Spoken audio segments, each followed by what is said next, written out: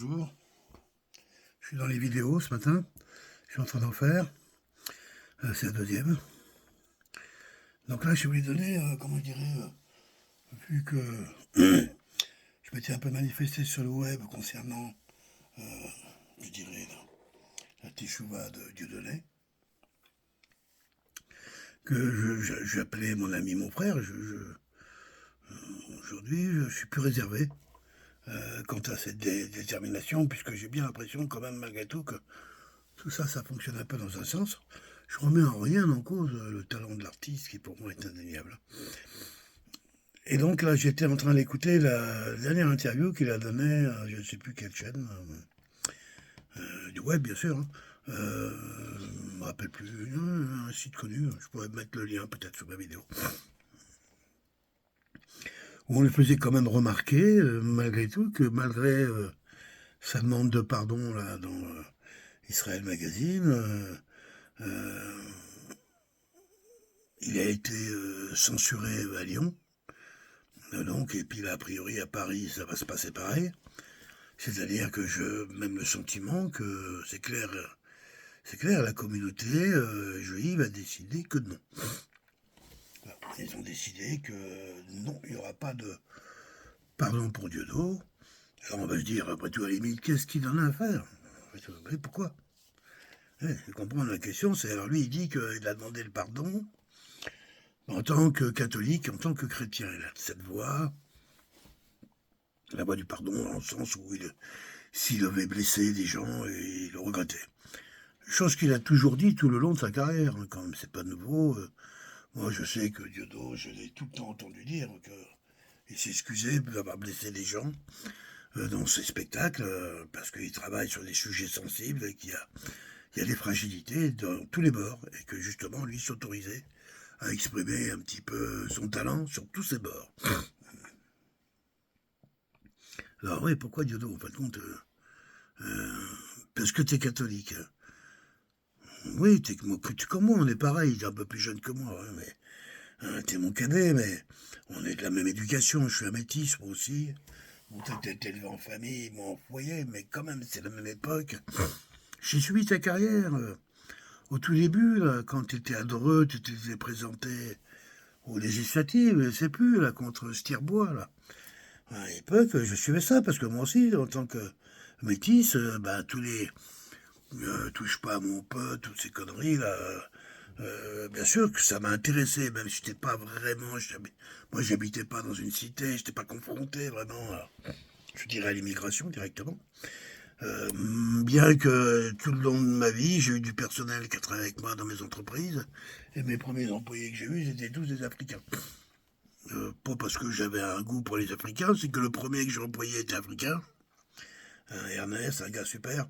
Et puis après, il a fallu qu'on trouve d'autres personnels. Je lui ai demandé qui s'en charge. Et ouais, on s'est retrouvés. Donc j'ai une sensibilité pour le sujet. On s'en stade, Diodo. Ouais, je trouvais courageux. Alors maintenant, c'est sûr que de mon point de vue d'aujourd'hui, quand je vois ce tire-bois, et par rapport à ce que je pouvais le voir en lisant, ne serait-ce que le Canard enchaîné et autres, l'Express, comment il s'appelle, machin, comment il a Jean-François Cade, là, je ne me rappelle plus son journal. Là. Enfin bon, bref, la Libération à l'époque, pas la Libération d'aujourd'hui. Hein. La Libération où il y avait encore un peu de tonalité communiste, quoi. Les petites annonces. Hein. Bref, c'était tout. Ouais, pourquoi je dis ça? Bref. Pour me remettre dans le contexte de Diodo à l'époque. Hein, et en même temps, quand j'ai vu du sérieux de ces campagnes, en même temps, tu traitais des sujets du racisme directement dans tes spectacles que tu faisais avec le petit, comment il s'appelait là déjà, Elie Semoun, le petit juif qui jouait, lui jouait le rôle du juif, puis toi tu jouais le rôle du nègre, du métis, de l'arabe, ça dépendait des sketchs quoi. Et vous mettiez en fin de compte en opposition, et c'était très drôle. Et je pense que c'était bien, c'était nécessaire pour calmer les tensions qui étaient quand même, qui risquaient d'être vives. Il y avait eu aussi des attentats précédemment dans les quartiers juifs, rue des Rosiers. Enfin, bon, c'était quand même le communautarisme qui commençait à s'installer, quoi, en France. Je rappelle quand même à tout le monde que la France est justement, par définition, un pays totalement anticommunautariste. Hein, c'est un pays, on est nationaliste, royaliste si on veut, mais certainement pas communautariste, quoi. Mais on le devient, voilà, par force, puisque on a des élus, des édiles qui font tout, euh, ainsi que les médias qui les servent, ils font tout, en fin de compte, pour favoriser le communautarisme, qui va permettre, en fin de compte, de donner la parole exclusive à la plus petite des communautés, au nom justement de ce qu'ils appellent eux la démocratie, c'est-à-dire imposer au plus grand nombre l'obligation d'écouter le plus petit nombre. Bah tiens, bah voilà, soyons plus petits puis on est le chef quoi. Bah oui, de toute façon, c'est la seule façon de gouverner. Hein.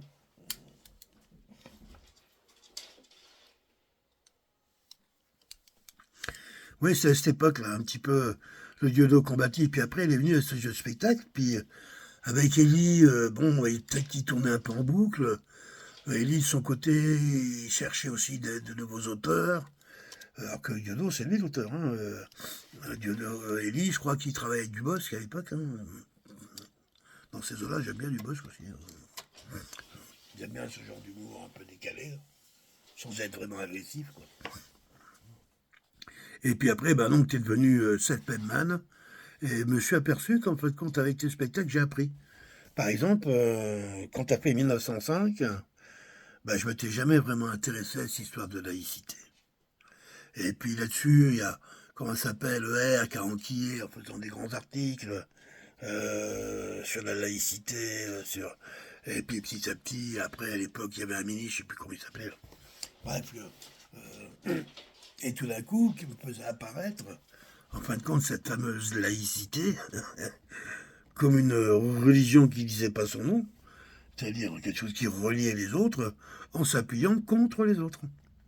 C'est-à-dire une sorte de monothéisme de la religion, c'est la laïcité. Bah, c'est le tout dessus, quoi. Bon, et c'est vrai que Diodo m'avait là-dessus. Bon, après, euh, et c'est vrai avec le relais en même temps, c'est à l'époque que j'ai découvert aussi ER. Alors Diodo, ER, tous les auteurs mélangés, on arrivait à faire, moi ça me convenait en tout cas pour ma façon de percevoir un peu le monde, pour être sorti de l'esprit canal dont j'ai été. Diodo aussi était esprit canal, on a été. Moi c'est là d'ailleurs les premières fois où j'ai vu Dieudonné, c'est à Canal Plus, hein, avec Ellie. Après il avait fait son histoire des restaurants du cœur. J'avais trouvé ça cool de sa part. Bon, moi j'ai un monde du monde. Voilà, un peu de ces milieux-là, donc j'avais trouvé ça courageux de sa part. Et que c'était à faire, et tant mieux. Même si aujourd'hui, on dit qu'il vaut mieux toujours apprendre aux gens à faire un puits plutôt que de leur donner de l'eau. Est-ce que quelque part, les restaurants du cœur ont partagé au fait de donner de l'eau ou apprendre. Ben voilà, c'est tout le truc. Hein. Et il est vrai qu'aujourd'hui, je dégraisse un peu, mais quand même, euh,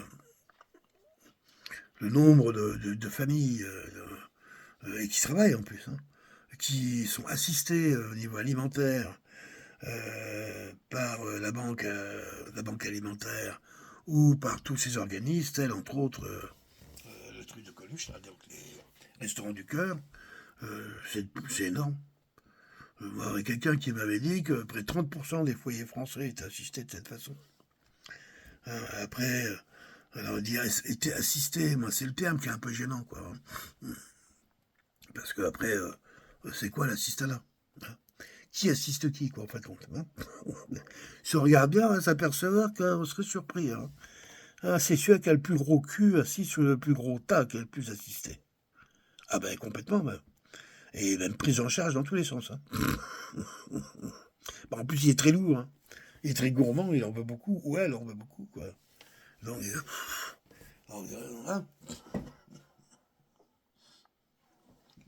Et puis après, il y a eu tous les spectacles Yodo qui sont venus les uns derrière les autres, plus en plus brillants, qui ont commencé à, comment je dirais, suite à l'histoire de Olivier Fogel, qui ont commencé à virer un petit peu règlement de compte. Avant, non. Et après, oui, il y a eu un moment. Et dans ce niveau-là, bah, t'es bon. T'es même excellent.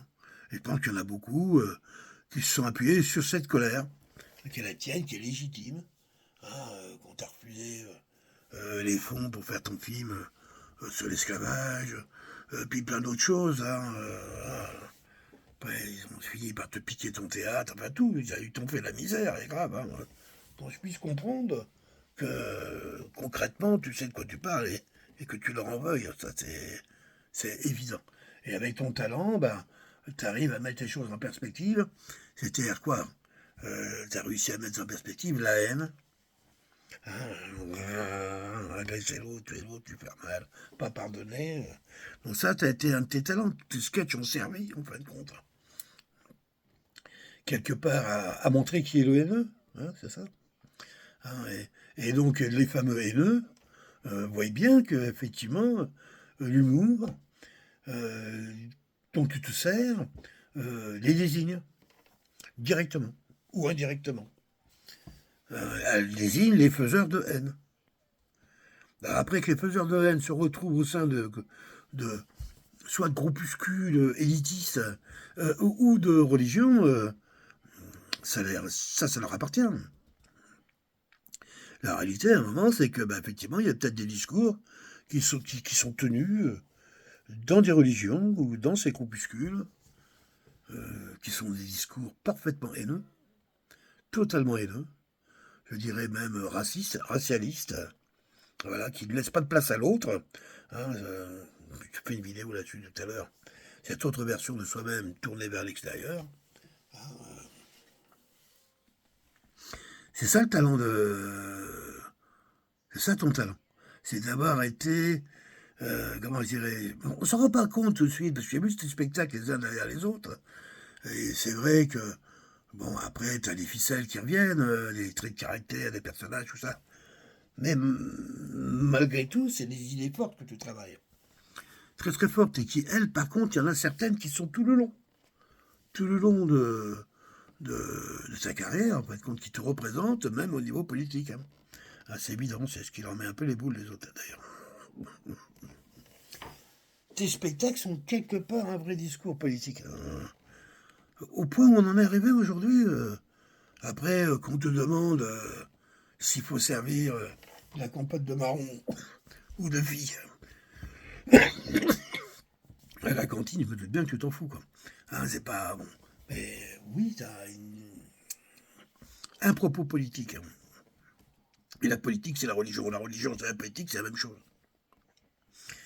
Et les plus religieux qu'il y a en France, bah, ce ne sont plus les catholiques, c'est plus eux qui sont les plus puissants en termes religieux. Non. Et c'est pas les musulmans non plus, parce qu'on n'aura jamais donné, ils se sont encore jamais donné les moyens de cette puissance. Et je crois que tout est fait pour. Il suffit de regarder le patron qui a nommé ça comme Chalgoumi, là. Avec de tels représentants, c'est sûr que bon. Il n'y a pas de danger pour les autres. Hein. Ah, c'est sûr qu'il y aurait un représentant dans l'étoffe de Dieudonné, mais pas de Diodo. Ça aurait été autre chose. Hein.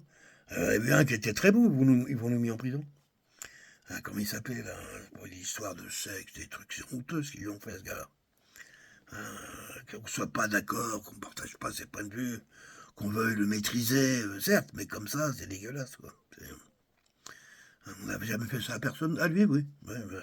Tu vois bien la force des musulmans en France, quoi. Il n'y en a pas. Les- Autant qu'il n'y a pas de catholiques non plus. La force des catholiques en France, avec tous les procès qui leur tombent sur la tête pour pédophilie, le peu de crédibilité qu'il leur reste encore, non, il n'y a plus de force, il n'y a plus rien. Donc qu'est-ce qui reste? C'est les petites communautés. Et comme je disais tout à l'heure, cette fameuse démocratie, c'est-à-dire imposer à l'ensemble de soutenir la minorité. Et bien ces minoritaires, ces petites communautés religieuses minoritaires, c'est qui dominent. Et automatiquement, il est normal que comment je dirais, les sketchs de Dieudonné se retrouvent confrontés à cette réalité parce qu'elle est là. quand tu es dans le monde du spectacle, à un moment ou à un autre, tu es confronté à cette réalité-là. On t'en parle, on te demande ton avis. Hein, et après, tu t'aperçois tout d'un coup que il y a des bordures, quoi. Il y a des limites. Hein. C'est Monsieur Wieserman ou Madame Sheila, je sais plus comment. Ouais, je veux pas nommer, mais c'est parce que c'est comme ça que ça fonctionne. Hein, c'est eux les patrons, quoi. Et il s'en est rendu compte. Hein, vite fait, hein, et c'est comme ça qu'il s'est fait attaquer. Et depuis, il a servi, en fin de compte, de fil rouge à ces communautés pour mesurer, en fin de compte, leur pénétration dans leur, comment je dirais, dans leur agression qu'ils étaient en train de mener contre la nation et contre leur peuple, son peuple. Une vraie agression. En profondeur, mais des grands coups de boutoir. C'est pas on va y aller tous les 10 ans, non, non, comme faisait un peu Mitterrand. Non, non, là c'est direct, on y va, franchement, ils ont les clés presque du pilotage, ils peuvent quasiment tout piloter, et c'est à coup de boutoir. Et donc il leur fallait, bon, je dirais, une sorte de testeur de la, ouais, de vraie pensée, de comment les Français se ressentent, et je pense que Dieudo a servi à ça. Hein, en voyant qu'ils se sont aperçus, en fin de compte, qu'il y avait toujours autant de monde pour ces spectacles, qui étaient effectivement dans des endroits de plus en plus compliqués, donc avec de moins en moins de sièges. Un Dieudo est quand même capable, moi je suis sûr, de faire un Stade de France. Dieudo, bien sûr. Si le système se met en route, là, il met 100 000 personnes qui vont au Stade de France voir Dieudo, mais c'est quoi 100 000 personnes qui vont vers Dieudo? C'est quasiment tout le monde sur l'Elysée. Hein. C'est pas possible. Il ne faut jamais permettre un truc pareil. Pourquoi les Zéniths? Déjà, les Zéniths, c'est 17, 20 000 personnes. Tu te rends compte, dans une ville comme Toulon, par exemple, il y a combien d'habitants à Toulon? 100 000. 20% de la population fait l'effort financier d'aller voir Dieudonné. Donc, tu en as encore autant qui restent à la maison. Tu as quasiment la moitié de la population. Ouais, Dieudonné, bah oui, il faut voir. Hein. C'est ça la force de Dieudonné. C'était sa force. Je dis bien c'était parce que, eh ben, à un moment, il a fait cette lettre. Il n'y a pas longtemps, il y a quelques mois, là. Il nous a pris par surprise, tout ça, au début de l'été. Cette lettre à Israël Magazine, où il s'excuse auprès des communautés juives de les avoir heurtés et blessés, et qui leur demandait pardon. Voilà. Et tout ça avec son copain, comment il s'appelle copain. Pas de français que tu vois, je m'en peux plus. Bref, qui était un peu chez les Gilets jaunes, un peu de temps en temps. Là. Bref. Et là, même moi, le premier, quand j'ai entendu ça, à un moment où les bagarres sont grandes, quand même, il faut regarder que dans le monde je dirais, du complotisme politique, hein, tous ceux qui ont des idées, qui veulent dénoncer, c'est gros, les censures, les emprisonnements, les meurtres, hein, ça disparaît, c'est chaud, hein. Il n'y a pas que les jeux crevés chez les Gilets jaunes. Hein. Il y a les tribunaux, ont forcé un cran vers ce qui, il y a quelques années, relevait, en fin de compte, on appelait ça des délits de presse. Un Pierre Descas, 50 balles à payer, et puis voilà. Et puis un petit article dans ton journal pour dire que tu n'allais pas recommencer, quoi. Et là, aujourd'hui, c'est de la prison. Pour des délits d'opinion. Pour avoir dit quelque chose qui ne plaît pas au système. Alors si en plus tu avec hein, comment ils s'appellent, les premiers, les Américains, là, alors j'ai oublié, il y a trop de mémoire, au moment où je parle de ça. Mais eux, c'est pareil, hein, qu'on révélait. Je ne me rappelle plus de... Bref, tout ça pour dire que tout d'un coup, Diodo s'est retrouvé...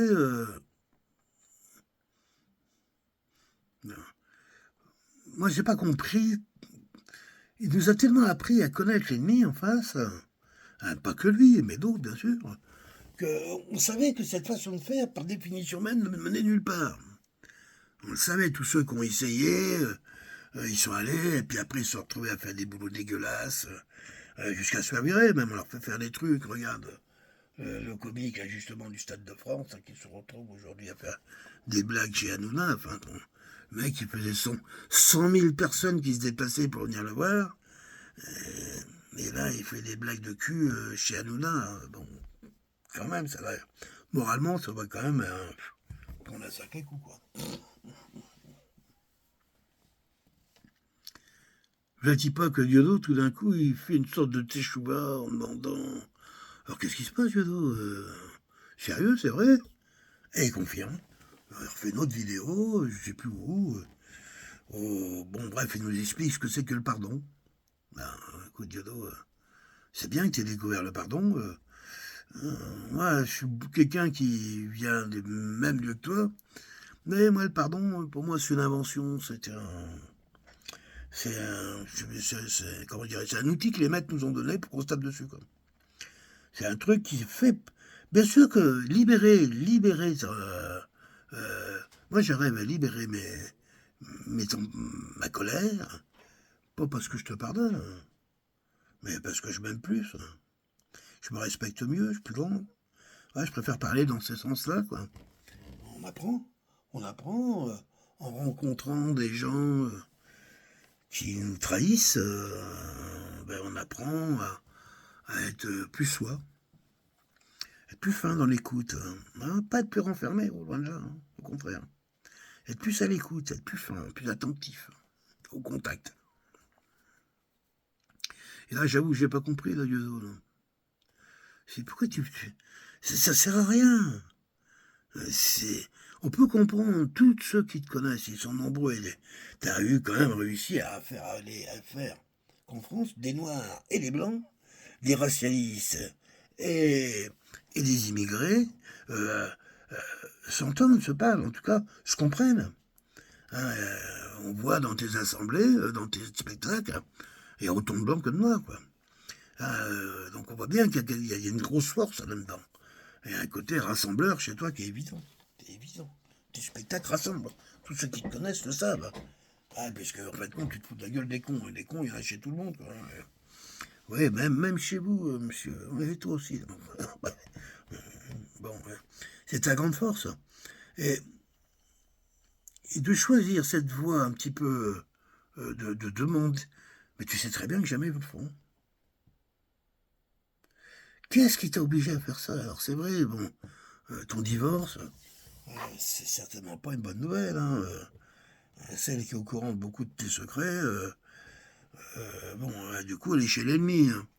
Alors, si elle commence à te foutre une putain de pression, j'imagine. Bon, et imagine aussi, t'as des secrets à toi. Hein, bon, bref, t'as pas divorcé la veille pour le lendemain. Hein, alors, t'as dû. Ouais, tu t'es arrangé, puis c'est toi, Yodo, quand même. C'est toi qui écris. C'est toi qui es sur scène, même toi qui dois faire les décors s'il faut. Je veux dire, où que tu sois, tu peux toujours l'emmener avec toi, même en jouant, même à 80 ans, tu pourras toujours faire de la scène. Mais pourquoi tu as besoin de ce pardon des Juifs à tout prix? Pourquoi?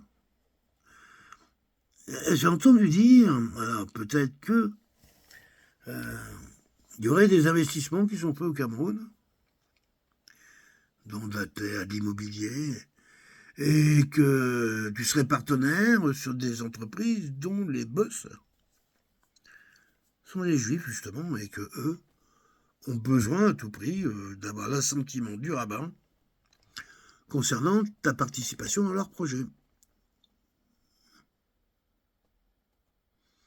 Et là, tout d'un coup, je comprends mieux.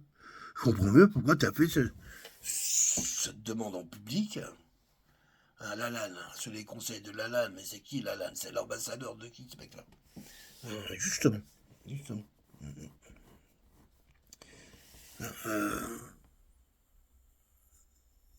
C'est le seul choix qu'ils t'ont laissé, à vrai dire, à mon avis. Ils t'ont laissé un choix qui, non seulement ils vont pas le faire, et en plus sont heureux jusqu'au bout de te pourrir la vie. Jusqu'au bout. Même au Cameroun.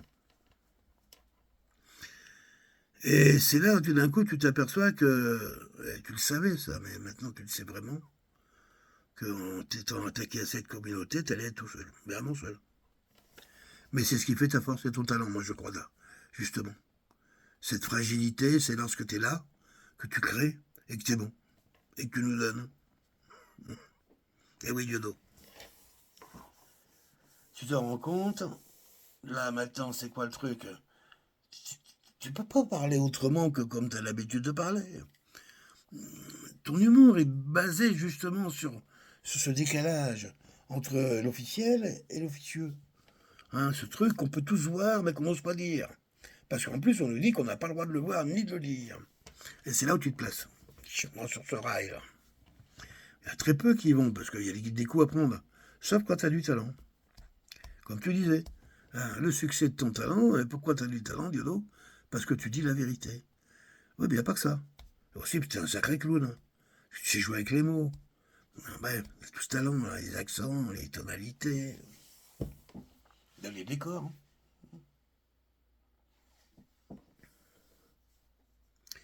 Je sais pas où tu vas, Diodo. Ouais. Ça m'a un peu choqué, ton histoire de tes cheveux, là. Mais j'ai passé tellement de bons moments avec toi. On te connaît depuis longtemps, quand même. Hein. Je pense que j'apprécie la vie que tu as eue, ton chemin. J'ai aimé. Il a donné de la romance au bien. Hein, donc je te remercie pour ça, il n'y a pas de problème. Hein, bon, je trouve que c'est dommage que t'aies pas pu atterrir autrement que ce truc un petit peu. Mais, oh, tu sais, tout le monde va vite oublier, à part ceux qui veulent pas, ceux qui ont fait vœu de pas oublier. Hein, ceux-là, non. Eux, ils n'ont pas oublié. Mais pour ce qui est du grand public, hein, si tu peux t'as encore la force et le courage, effectivement, d'aller rebosser encore, parce que, bon, ben, les salles où il y a 300 ou 500 personnes, ben, c'est pas les mêmes budgets, c'est pas les mêmes recettes que quand il y a 20 000 personnes, quoi, c'est sûr. Et pour vivre, il y a une équipe à entretenir, c'est pas évident, je peux comprendre. Hein. Ben, je te souhaite de trouver une voie, de revenir vers nous, de continuer à nous faire rire, à ouvrir les consciences, hein, parce que c'est quand même là où tu es bon. Voilà. Et puis, comme tu le dis, ouais, former les jeunes, d'en nommer quelques-uns, parce que bon, moi, j'ose même pas. Il y a longtemps que j'ai abandonné l'humour français. Hein, j'ai essayé, mais souvent ça finissait toujours en dessous de la ceinture. C'est un peu lourdingue, quoi. Alors, c'est pas. Même au cinéma, tout ça, c'est pas drôle, quoi. C'est pas drôle. Voilà. Bon, bah, Diodo.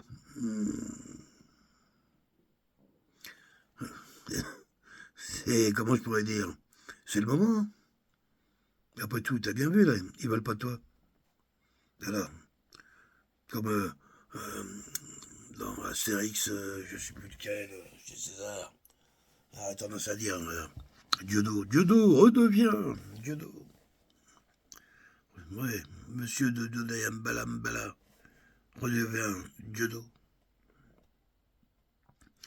La place est là, il y a des gens bon, qui vont pas te pardonner d'avoir fait plaisir à ces gens-là, aux autres là-bas. Certes, mais c'est une minorité. C'est influente, certes. Ouais, même Soral, il t'a pas vraiment. C'est pas facile, hein. Vous avez quand même passé quasiment 20 ans dans la même direction. Vous êtes appuyé indirectement. Même si vous n'êtes pas vraiment dans les mêmes mondes. Malgré tout, quand même, vous êtes souvent retrouvés euh, à vous appuyer l'un et l'autre. J'ai trouvé que la sortie que tu nous as faite, bon, ouais, petite guéguerre entre vous deux, c'était pas grand-chose, j'espère. En tout cas, que vous avez l'intelligence, l'un comme l'autre, de savoir que c'est quand même du média, il y a tout ça, et puis il y a votre propre histoire, vos propres sentiments à vous. Et ça, c'est les vôtres, on n'est pas là pour le savoir. Mais moi, je pense que j'ai des sentiments pour toi, je te rencontrerai. Fait partie des hommes avec qui je pourrais parler, je pense que je pourrais échanger, je pourrais écouter, peut-être, difficile à écouter, Dieudonné, hein. C'est pas facile, hein. T'es un homme de scène. Ah, c'est comme un joueur de poker, quand tu joues aux cartes, c'est pareil. C'est jamais bizarre, quoi. Diodo, c'est pareil. Bon. Reviens-nous, Dieudonné. Merci. Bye.